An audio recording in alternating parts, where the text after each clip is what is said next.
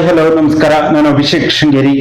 ಇವತ್ತಿನ ಈ ಒಂದು ವಿಶೇಷ ಸಂದರ್ಶನದಲ್ಲಿ ನಮ್ಮ ಜೊತೆ ಬೂತ್ ಮಟ್ಟದಿಂದ ಬೆಳೆದು ಬಂದು ನಂತರ ಬೂತ್ ನ ಅಧ್ಯಕ್ಷರಾಗಿ, ಶಕ್ತಿ ಕೇಂದ್ರದ ಅಧ್ಯಕ್ಷರಾಗಿ, ಮಹಾಶಕ್ತಿ ಕೇಂದ್ರದ ಅಧ್ಯಕ್ಷರಾಗಿ ಕೂಡ ಸೇವೆಯನ್ನು ಸಲ್ಲಿಸಿ ನಂತರ ಮಂಡಲದ ಜವಾಬ್ದಾರಿ ನಿರ್ವಹಿಸಿ ಜಿಲ್ಲಾ ಮಟ್ಟ ಜವಾಬ್ದಾರಿಯನ್ನು ಕೂಡ ಅತ್ಯಂತ ಯಶಸ್ವಿಯಾಗಿ ನಿರ್ವಹಿಸಿ ಒಂದು ಬಾರಿ ಗ್ರಾಮ ಪಂಚಾಯತಿ ಸದಸ್ಯರಾಗಿ, ಅಧ್ಯಕ್ಷರಾಗಿ ಕೂಡ ಸೇವೆಯನ್ನು ಸಲ್ಲಿಸಿದಂತರು.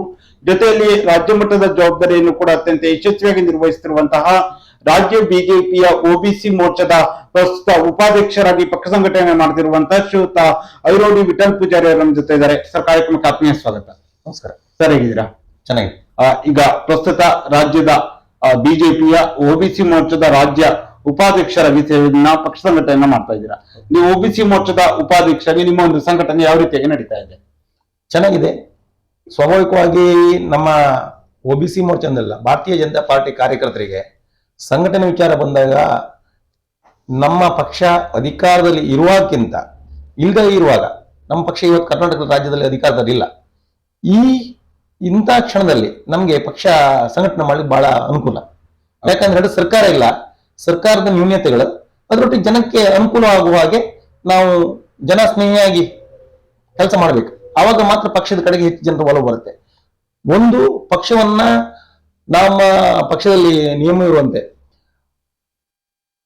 ಪಕ್ಷವನ್ನ ಕಟ್ಟುವಂತದ್ದು ಹೇಗಂತ ಹೇಳಿದ್ರೆ, ಜನರಿಗೆ ಸೇವೆ ಮಾಡ್ತಾ ಪಕ್ಷ ಸಂಘಟನೆ ಮಾಡುದು. ಇದು ಪಾರ್ಟಿಯ ಒಂದು ಲಾಜಿಕ್. ಇದನ್ನ ನಾವು ಯಾವಾಗ್ಲೂ ಮಾಡ್ತೇವೆ. ಇದು ಒಟ್ಟಿಗೆ ರಾಜ್ಯ ಸರ್ಕಾರದ ನ್ಯೂನತೆಗಳು ಒಟ್ಟಿಗೆ ಎಲ್ಲೋ ಒಂದ್ ಕಡೆ ನೋಡಿ, ರಾಜ್ಯ ಸರ್ಕಾರದ ನ್ಯೂನತೆಗಳನ್ನ ಹೇಳುವ ನಿಟ್ಟಿನಲ್ಲಾಗಿರ್ಬೋದು, ಸರ್ಕಾರದ ವೈಫಲ್ಯಗಳನ್ನು ತಿಳಿಸುವ ನಿಟ್ಟಿನಲ್ಲಿ ವಿರೋಧ ಪಕ್ಷವಾಗಿರುವಂತಹ ಬಿಜೆಪಿ ಸಂಪೂರ್ಣವಾಗಿ ವಿಫಲವಾಗ್ತಾ ಇದೆ ಅನ್ನೋ ಮಾತಿದೆಯಲ್ಲ, ಹೇಳ್ತಾರೆ. ಆದ್ರೆ ಸ್ವಾಭಾವಿಕವಾಗಿ ಏನಂತ ಹೇಳಿದ್ರೆ, ಒಂದು ರಾಜ್ಯ ಸರ್ಕಾರದ ಏನು ನ್ಯೂನತೆಗಳುಂಟು ಅದನ್ನೆಲ್ಲವನ್ನು ನಾವು ಸರಿಯಾಗಿ ಏನು ಸಂದರ್ಭ ಅನುಗುಣವಾಗಿ ಒಂದು ಸಾರ್ವಜನಿಕ ವಲಯದಲ್ಲೂ ಅಥವಾ ರಾಜ್ಯ ಸರ್ಕಾರದ ಅಧಿವೇಶನಗಳಲ್ಲೂ ನಮ್ಮ ಪಾರ್ಟಿ ಸಮರ್ಥವಾಗಿ ನಿರ್ವಹಿಸ್ತಿದೆ. ಆದ್ರೆ ಅಪವಾದ ಮಾಡುವವರಿಗೆ ಏನು ತೊಂದರೆ ಇಲ್ಲ. ಜನ ಹೇಳುವುದಕ್ಕಿಂತ ಸತ್ಯ, ನಾವು ಪ್ರಾಮಾಣಿಕವಾಗಿ ನಮ್ಮ ಕೆಲಸ ಏನು ಮಾಡಬೇಕು ಅದು ಮಾಡ್ತಾ ಇದ್ದೇವೆ. ಸರ್ಕಾರದ ಕಡೆಯಿಂದ ನಮ್ಮ ವಿರೋಧ ಪಕ್ಷಗಳಾದ ನಾಯಕರು ವಿಧಾನಸಭೆಯಲ್ಲಿ ಅಥವಾ ಚಲೋ ನಾರಾಯಣ ಸ್ವಾಮಿ ಅವರು ಆಗ್ಲಿ ಅಧಿವೇಶನದಲ್ಲಿ ಸಮರ್ಥವಾಗಿ ನಿರ್ವಹಿಸ್ತಾರೆ. ಅದ್ರ ಒಟ್ಟಿಗೆ ಅಧಿವೇಶನ ಹೊರಗೆ, ವಿಧಾನಸೌಧ ಹೊರಗೆ ಸಹ ಈ ಸರ್ಕಾರವನ್ನ ನಮ್ಮ ರಾಜ್ಯಾಧ್ಯಕ್ಷ ವಿಜೇಂದ್ರ ಅವರ ನೇತೃತ್ವದಲ್ಲಿ ಇಡೀ ಪಾರ್ಟಿ ಒಟ್ಟಾಗಿ ಇವತ್ತು ಅವರ ವಿಚಾರವನ್ನ ಏನು ಕಾಂಗ್ರೆಸ್ ಎಲ್ಲಿ ತಪ್ಪಿದೆ, ಎಲ್ಲಿ ಎಡವಿದೆ, ಆ ವಿಚಾರಗಳನ್ನ ಅವರಿಗೆ ತಿಳಿಯುವುದು ಮತ್ತೆ ಜನರಿಗೆ ತಿಳಿಸುವಂತ ಕೆಲಸ ಸಮರ್ಥವಾಗಿ ಮಾಡ್ತಿದೆ. ಆದ್ರೆ ರಾಜ್ಯ ಮಟ್ಟದಲ್ಲಿ ಜನರ ಗಮನ ಸೆಳೆಯುವ ನಿಟ್ಟಿನಲ್ಲಾಗಿರ್ಬೋದು, ಎಲ್ಲೋ ಒಂದ್ ಕಡೆ ಬಿಜೆಪಿ ದಿನಕ್ಕೆ ವೈಫಲ್ಯ ಆಗ್ತಾ ಇರುವಂತದ್ದು ಸಾರ್ವಜನಿಕ ವಲಯದಲ್ಲಿ ಆಗ್ತಿರುವಂತ ಒಂದು ಚರ್ಚೆ ಅಲ್ವಾ? ಇಲ್ಲ, ಚರ್ಚೆಗಳು ಬರ್ತದೆ.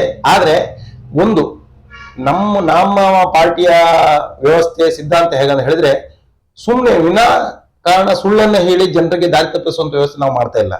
ಹಿಂದಿನ ಸರ್ಕಾರ, ನಮ್ಮ ಸರ್ಕಾರ ಇರುವಾಗ ಕಾಂಗ್ರೆಸ್ನವ್ರು ಹೇಳಿದ್ರು 40% ಸರ್ಕಾರ ಅಂತ ಹೇಳಿ ಬಾಯಿ ಬಂದಂಗೆಲ್ಲ ಮಾತಾಡಿ ಸುಳ್ಳು ಆಪಾದನೆ ಮಾಡಿ ಎಲ್ಲ ಮಾಡಿದ್ರು. ಅದಾದ ನಂತರ ಇವತ್ತಿನ ಮುಖ್ಯಮಂತ್ರಿಗಳು DK ಶಿ ಅವರೇ ಹೇಳಿದ್ರು, ಒಂದು ಇಂಟರ್ವ್ಯೂ ಅಲ್ಲಿ ಹೇಳಿದ್ರು, ನೋಡಿ ನಾವು ಹೇಳಿದ್ದು ಸುಳ್ಳಾದ್ರೂ ಸಹ ನೀವು ಅದನ್ನ ಸಮರ್ಥವಾಗಿ ಸುಳ್ಳಂತ ಅದನ್ನ ಆರ್ಗ್ಯುಮೆಂಟ್ ಮಾಡ್ಲಿಕ್ಕೆ ನೀವು ತಪ್ಪಿದ್ರಿ ಅಂತ ಹೇಳಿದ್ರು. ಅಲ್ಲ, ಅದು ಒಂದು ರಾಜಕೀಯವಾಗಿ ತಂತ್ರಗಾರಿಕೆಲ್ಲ ಅವರು ಮಾಡಿದ್ರೆ ಸರಿ, ಆಗ ಅದನ್ನ ಡಿಫೆಂಡ್ ಮಾಡ್ಕೊಂಡು ನಿಮ್ ತರ ಇಲ್ಲ ಅಂತ ಹೇಳುವಂತ ಕೆಲಸ ಬಿಜೆಪಿ ನಾಯಕರು ಮಾಡ್ಬೇಕಿತ್ತಲ್ಲ. ಆ ಕೆಲಸಕ್ಕೆ ಬಿಜೆಪಿ ಅವರು ಕೈ ಹಾಕಿಲ್ಲ. ಇಲ್ಲ, ನಾವು ಮಾಡಿದ್ದೇವೆ, ನಾವು ಸಮರ್ಥವಾಗಿ ಮಾಡಿದ್ದೇವೆ, ನಾವು ಡಿಪೆಂಡ್ ಮಾಡ್ಕೊಂಡಿದ್ದೇವೆ, ನಮ್ಮ ವಿಚಾರಗಳ ಸತ್ಯ ವಿಚಾರ ತಿಳಿಸಿದ್ದೇವೆ. ಪ್ರಸ್ತುತ ಆ ಕಾಲಘಟ್ಟದಲ್ಲಿ ವಾತಾವರಣ ಆಗಿತ್ತು, ಹಾಗಾಗಿ ನಮ್ ನೆಗೆಟಿವ್ ಆಯ್ತದೆ, ತಪ್ಪೇನಿಲ್ಲ. ನಮ್ಮ ಎಲ್ಲೋ ಒಂದ್ ಕಡೆ 1% ನಾವು ಸರಿಯಾಗಿ ಪ್ರತಿಪಾದನೆ ಮಾಡಲಿಲ್ಲ ಅನ್ನುವಂಥದ್ದು ಚುನಾವಣಾ ನಂತರ ನಮ್ಗೆ ಅನಿಸಿತ್ತು. ಇನ್ನಿಷ್ಟು ನಾವು ಬಲವಾಗಿ ಹೇಳ್ಬೇಕಿತ್ತು ಅನ್ನುವಂಥದ್ದು. ಅದು ಕೆಲವೊಂದ್ ಕಡೆ ನಾವು ಹೇಳ್ತೇವೆ, ಅದನ್ನ ಹೆಚ್ಚು ಸೀರಿಯಸ್ ಆಗುದಿಲ್ಲ ಅಂತ ಜನರ ನಂಬುವಂತ ಸ್ಥಿತಿಯಲ್ಲಿ ಇಲ್ಲ ಅಂತ ತಿಳ್ಕೊಂಡಿದ್ದೇವೆ ನಾವು ಸರ್. ಓಕೆ, ಆ ರಾಜ್ಯ ಅಂತ ಕರ್ನಾಟಕ ರಾಜ್ಯದಲ್ಲಿ ಒಬಿಸಿ ವರ್ಗ ಅತ್ಯಂತ ದೊಡ್ಡ ಪ್ರಮಾಣದಲ್ಲಿ ಇರುವಂತದ್ದು ಎಲ್ಲರಿಗೂ ಗೊತ್ತಿರುವಂತ ವಿಚಾರಣೆ.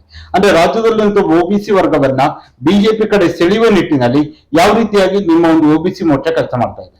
ಒಬಿಸಿ ಮೋರ್ಚಾದಲ್ಲಿ ತಳಮಟ್ಟದಿಂದ ನಾವೇನ್ ರಾಜ್ಯ ಮಟ್ಟದ ಏನ್ ತಂಡ ಉಂಟು, ನಮ್ಮ ಬೆಂಗಳೂರಿನಲ್ಲಿರುವಂತ ರಾಜ್ಯ ಮಟ್ಟದ ತಂಡ, ಕರ್ನಾಟಕ ತಂಡ, ನಾವು ಎಲ್ಲಾ ಜಿಲ್ಲೆಗಳಲ್ಲೂ ಜಿಲ್ಲಾಧ್ಯಕ್ಷರು, ಜನರಲ್ ಸೆಕ್ರೆಟರಿ, ಅದಕ್ಕೆ ಪೂರಕವಾಗಿ ಇಡೀ ಒಂದು ಪದಾಧಿಕಾರಿ ತಂಡ ನೇಮಕ ಮಾಡ್ತೇವೆ. ಇಡೀ ಕರ್ನಾಟಕ ರಾಜ್ಯದ ನಮ್ಮ ಸಂಘಟನಾತ್ಮಕವಾಗಿ 36 ಜಿಲ್ಲೆ ಅಂತ ನಾವು, ಆ ಎಲ್ಲಾ ಜಿಲ್ಲೆಗಳಲ್ಲೂ ಜಿಲ್ಲಾ ತಂಡ ನೇಮಕವಾಗ್ತದೆ, ಮಂಡಲ ತಂಡ ನೇಮಕವಾಗ್ತದೆ. ಅದಾದ ನಂತರ ಮಹಾಶಕ್ತಿ ಕೇಂದ್ರಕ್ಕೂ ನಮ್ಮ 5 ಜನರ ತಂಡ ನೇಮಕ ಆಗ್ತದೆ. ಶಕ್ತಿ ಕೇಂದ್ರದಲ್ಲಿ 2 ತಂಡ ರಚನೆ ಆಗ್ತದೆ. ಬೂತಲ್ಲಿ ಒಬ್ಬರು ನೇಮಕ ಮಾಡ್ತೇವೆ. ಅಂದ್ರೆ ಬೂತಿಂದ ಹಿಡಿದು ರಾಜ್ಯದ ಹಿಂದೆ ನ್ಯಾಷನಲ್ ಸೆಕೆಂಡ್ ಬರುತ್ತೆ.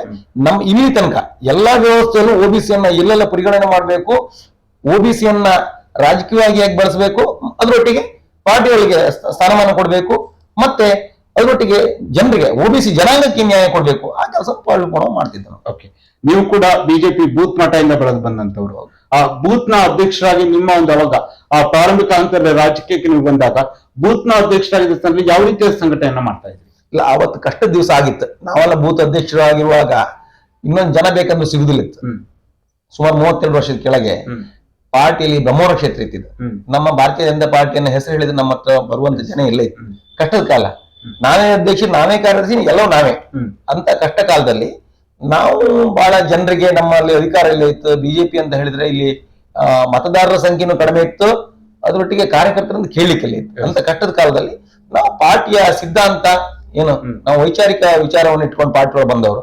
ಹಾಗಾಗಿ ನಮ್ಮ ವಿಚಾರಧಾರೆಗಳನ್ನ ನಾವು ಬಹಳ ಬಲವಾಗಿ ನಂಬಿಕೊಂಡು ಅದ್ರ ಹಿಂದೆ ನಾವು ಹೋಯ್ತು. ಮುಂದೆಲ್ಲ ಜನರಿಗೆ ತಿಳುವಳಿಕೆ ಬಂದ ಹಾಗೂ ನಮ್ಮೊಟ್ಟಿಗೆ ಇಷ್ಟು ಜನ ಕಾರ್ಯಕರ್ತರು ಸೇರ್ಕೊಂಡು ಪಾರ್ಟಿ ಬಲಶಾಲಿ ಆಗಿ. ಓಕೆ, ನಂತರದಲ್ಲಿ ಶಕ್ತಿ ಕೇಂದ್ರ ಅಧ್ಯಕ್ಷರಾಗಿ, ಮಹಾಶಕ್ತಿ ಕೇಂದ್ರ ಅಧ್ಯಕ್ಷರಾಗಿ ಮಂಡಲದ ಜವಾಬ್ದಾರಿಯನ್ನು ಕೂಡ ನೀವು ನಿರ್ವಹಿಸಿದ್ರಿ. ಈ ಒಂದು ಸಂಘಟನೆ ಅಂತ ಬಂದಾಗ ಯಾವ ರೀತಿಯಾಗಿ ಶಕ್ತಿ ಕೇಂದ್ರ, ಮಹಾಶಕ್ತಿ ಕೇಂದ್ರ, ಮಂಡಲದ ಜವಾಬ್ದಾರಿ ಯಾವ ರೀತಿಯಾಗಿ ನಿರ್ವಹಿಸ್ತಾ ಇದ್ರಿ? ಇಲ್ಲ, ಆ ಸ್ಥಾನಕ್ಕೆ ನ್ಯಾಯ ಕೊಡುವಂತದ್ದು ಅವತ್ತಿನ ಜವಾಬ್ದಾರಿ ಆಗಿರುತ್ತೆ. ಒಂದು ನಮ್ಮ ಪಾರ್ಟಿಯಲ್ಲಿ ಒಂದ್ಸಲ ಜವಾಬ್ದಾರಿ ಕೊಟ್ಟ ಮೇಲೆ 3 ವರ್ಷಗಳ ಅಧಿಕಾರಾವಧಿ. ನಾನು ಶಕ್ತಿ ಕೇಂದ್ರ ಅಧ್ಯಕ್ಷ ಆಗಿ ಇರುವಾಗ ನಮ್ಮ ಶಕ್ತಿ ಕೇಂದ್ರ ನಮ್ಮ ಗ್ರಾಮ ಪಂಚಾಯತ್ ಮಟ್ಟದಲ್ಲಿ ಏನು ಜನಪರ ಹೋರಾಟಗಳನ್ನು ಮಾಡಬೇಕು ಅದನ್ನ ಮಾಡ್ತಿದ್ದೇವೆ. ಅದರೊಟ್ಟಿಗೆ ಗ್ರಾಮ ಪಂಚಾಯತ್ ಚುನಾವಣೆ ಅಥವಾ ಬೇರೆ ಬೇರೆ ಎಲ್ಲ ತಾಲೂಕ್ ಪಂಚಾಯತ್, ಜಿಲ್ಲಾ ಪಂಚಾಯತ್ ಎಲ್ಲ ಚುನಾವಣೆ ನಿರ್ವಹಿಸುವಂತದ್ದು. ಅದರೊಟ್ಟಿಗೆ ಮೇಲೆ ಮಂಡಲ ಮಟ್ಟಕ್ಕೆ ಬಂದಾಗ ನಮ್ಮ ಶಾಸಕರ ವಿಶ್ವಾಸ ತಗೊಂಡು ಅವ್ರ ನೇತೃತ್ವದಲ್ಲಿ ನಾವು ಎಲ್ಲ ಒಟ್ಟಾಗಿ ಏನು ಚುನಾವಣೆಯನ್ನ ನಿರ್ವಹಿಸೋದ್ರೊಟ್ಟಿಗೆ ಪಾರ್ಟಿಯನ್ನು ಬಲಿಷ್ಠ ಮಾಡ್ಲಿಕ್ಕೆ, ಹೊಸ ಕಾರ್ಯಕರ್ತನ ಪಾರ್ಟಿ ಒಳಗೆ ತರಲಿಕ್ಕೆ ಪ್ರಯತ್ನ ಬೇಕಷ್ಟು ಮಾಡಿದ್ವಿ. ಓಕೆ, ನಂತರದಲ್ಲಿ ಆ ಒಂದು ಬಾರಿ ನಿಮಗೆ ಗ್ರಾಮ ಪಂಚಾಯತಿ ಸ್ಪರ್ಧಿಸಿ ಅಧ್ಯಕ್ಷರಾಗುವ ಅವಕಾಶ ಕೊಡೋದು ನಿಮ್ಗೆ ಸಿಗತ್ತೆ. ಗ್ರಾಮ ಪಂಚಾಯತಿ ಸದಸ್ಯರಿಗೆ ಅಧ್ಯಕ್ಷರಾಗಿ ನಿಮ್ಮ ಒಂದು ಪಂಚಾಯತಿಗೆ ವಿಠಲ್ ಪೂಜಾರಿ ಅವರ ಕೊಡುಗೆ ಏನು?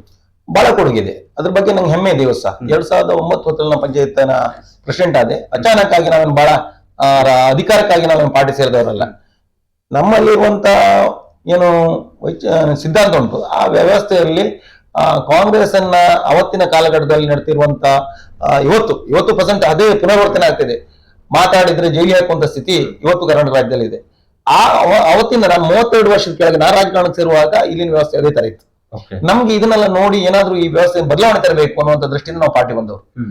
ನಾನು 2009 ಪಂಚಾಯತ್ ಪ್ರೆಸಿಡೆಂಟ್ ಆದಾಗ ಅಚಾನಕ್ ನಮ್ಗೇನು ಗೊತ್ತಿಲ್ಲ, ಪಂಚಾಯತ್ ಪ್ರೆಸಿಡೆಂಟ್ ಆಗ್ತದೆ ನಮ್ಗೆ ಗೊತ್ತಿಲ್ಲ ಇತ್ತು. ಆಗ್ಬೇಕಂದ್ರೆ ಯಾರು ಹೇಳಿದ್ರೆ ನಮ್ಮ ವಾರ್ಡ್ ನಾನು ನಿತ್ಯ ಕಂಟೆಸ್ಟ್ ಮಾಡಿದ ಗೆದ್ದಾದ ನಂತರ ನನಗೆ ಪಂಚಾಯತ್ ಅಧ್ಯಕ್ಷನಾಗುವ ಅವಕಾಶ ಬಂತು. ಅಧ್ಯಕ್ಷನ ಆದ ನಂತರ ನಾವು ಅವತ್ತಿನ ಕಾಲಘಟ್ಟಕ್ಕೆ ನಮ್ಗೆ ನಮ್ಮ ಕೋಟ ಶ್ರೀನಿವಾಸ ಪೂಜಾರಿ ನಮ್ಮ ನಾಯಕರು, ಹಾಲಡಿ ಶ್ರೀನಿವಾಸ ಶೆಟ್ಟರ್ ಶಾಸಕರಾಗಿದ್ರು. ನಮ್ಮನ್ನ ಅವರು ಬೆಂತಟ್ಟಿ ಕೆಲಸ ಮಾಡ್ಲಿಕ್ಕೆ ಬೇಕಷ್ಟು ಅಭಿವೃದ್ಧಿ ಕೆಲಸ ಮಾಡ್ಲಿಕ್ಕೆ ಅವಕಾಶ ಮಾಡಿಕೊಟ್ರು. ಅದರೊಟ್ಟಿಗೆ ವಿಶೇಷವಾಗಿ ಅವತ್ತಿನ ನಮ್ಮ ಜಿಲ್ಲೆಯ DC ರೇಜು ಅಂತ ಇದ್ರು, ರೇಜು ಅಂತ ಒಬ್ರು DC ಇದ್ರು. ಅವ್ರು ಮತ್ತೆ ಪ್ರಭಾಕರ್ ಶರ್ಮಾ ಅಂತ CO ಇದ್ರು. ಅವರಿಬ್ರು ಅವ್ರನ್ನ ಸಂಪರ್ಕ ಮಾಡಿ ನಮ್ಗೆ ಬಹಳಷ್ಟು ಕೆಲಸಗಳ ಬಗ್ಗೆ ಮಾಹಿತಿ ತಗೊಂಡೆ. ಫಸ್ಟ್ ಕೆಲಸ ಮಾಡೋದಲ್ಲ, ಮಾಹಿತಿ ಕೊರತೆ ಇರೋದ್ರಿಂದ ನಮ್ಗೆ ಮಾಹಿತಿ ಕೊರತೆ ಇತ್ತು ನಿಜವಾಗಿ. ಪಂಚಾಯತ್ ರಾಜ್ ವ್ಯವಸ್ಥೆಯಲ್ಲಿ ಹೇಗೆ ಕೆಲಸ ಮಾಡ್ಬೇಕು ಅನ್ನುವಂತ ಮಾಹಿತಿ ನಮ್ಗೆ ಸರಿಯಾಗಿ ಇರಲಿಲ್ಲ. ಅವ್ರು ನನ್ಗೆ ಡೈರೆಕ್ಷನ್ ಕೊಟ್ಟು ನಮ್ಮ ಗ್ರಾಮ ಪಂಚಾಯತ್ ವ್ಯಾಪ್ತಿಯಲ್ಲಿ ಮಾತ್ರವಲ್ಲದೆ ಇಡೀ ರಾಜ್ಯದಲ್ಲಿ ಮರಳುಗಾರಿಕೆ ಏನುಂಟು, ಮರಳುಗಾರಿಕೆ ಅದ್ರ ಹಿಂದೆಲ್ಲ ರಾಜ್ಯ ಸರ್ಕಾರಕ್ಕೆ ಯಾವುದೇ ರಾಜಧಾನಿ ಹೋಗ್ತಿಲ್ಲ ಇತ್ತು. ರಾಜಧಾನಿ ಅನ್ನುವಂಥದ್ದಿಲ್ಲ, ಏನು ವ್ಯವಸ್ಥೆ ಇಲ್ಲ. ಯಾರು ನದಿಯಿಂದ ಮರಳು ತೆಗಿತ ತಗೊಂಡು ಹೋಗ್ತಾರೆ. ಮತ್ತೆ ಆ ತೆಗೆಯೋರಿಗೂ ಭದ್ರತೆ ಇಲ್ಲ ಇತ್ತು. ಆ ಲೀಸ್ದಾರ ಯಾರಿದ್ದಾರೆ ಅವ್ರಿಗೆ ಭದ್ರತೆ ಇಲ್ಲ ಇತ್ತು. ನಾನು ಅವತ್ತಿನ ಕಾಲಘಟ್ಟದಲ್ಲಿ ನಾವು ಹೋರಾಟ ಪ್ರಾರಂಭ ಮಾಡಿದೆ. ಅವತ್ತು ಬೆಂಗಳೂರಲ್ಲಿ ಗಣಿ ಇಲಾಖೆ ಒಬ್ರು ಆಯುಕ್ತರಿದ್ರು, ಶ್ರೀನಿವಾಸ್ ಅಂತ ಹೇಳಿ. ಅವ್ರು ನಮ್ಮ ಸಲಹೆಗಳನ್ನು ಕೊಟ್ಟರು.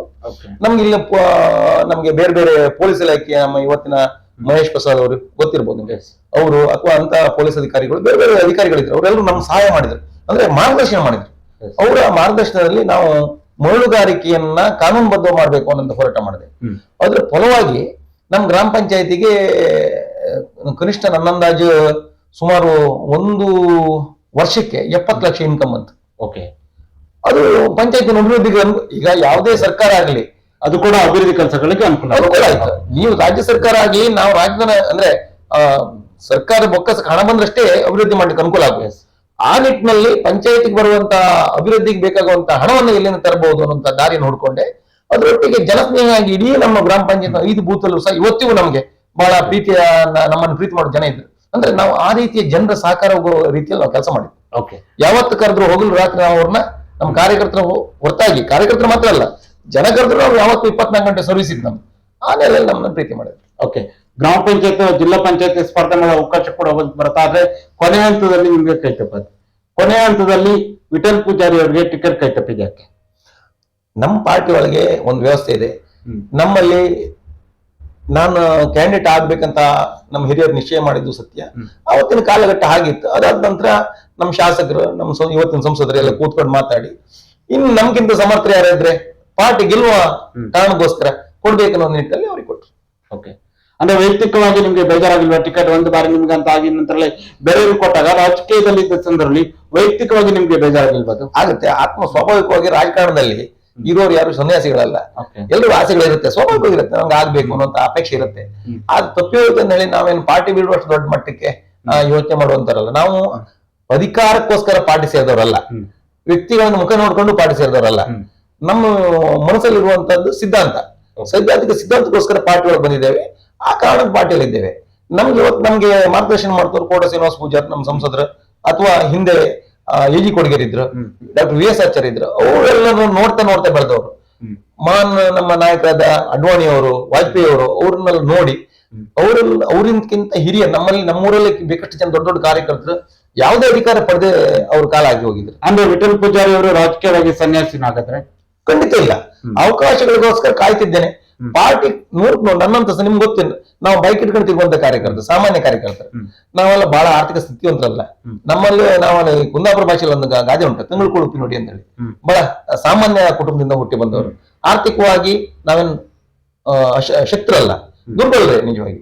ಆದ್ರೆ ಪಾರ್ಟಿ ನನ್ನ ಒಬಿಸಿ ಮೋರ್ಚಾದ ರಾಜ್ಯ ಉಪಾಧ್ಯಕ್ಷ ಸ್ಥಾನ ತನಕ ಕೂರಿಸೋದು ಸಣ್ಣ ವಿಷಯ ಅಲ್ಲ. ಅದು ನಾವು ಪಾರ್ಟಿ ಬೆಂಗಳೂರಿಗೆ ಮೀಟಿಂಗ್ ಹೋಗ್ಬೇಕಾದ್ರೆ ಒಂದು ಬಚ್ಚಾಜಿ ಹಿಂದೆ ಮುಂದೆ ನೋಡುವಂತ ಜನ ನಾವು.